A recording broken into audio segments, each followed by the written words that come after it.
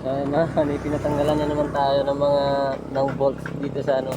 Ito yung lagi natatanggal sa bike ko eh. Yung sa fender.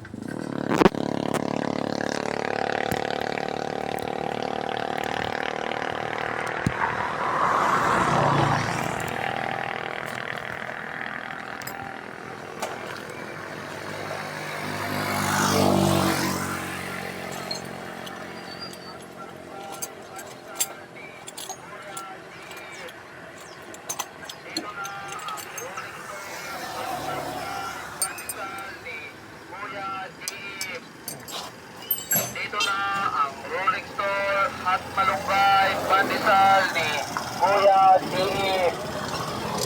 Dito na ang Rolling Store at Malunggay Pandesal ni Kuya Chief. At dito na ang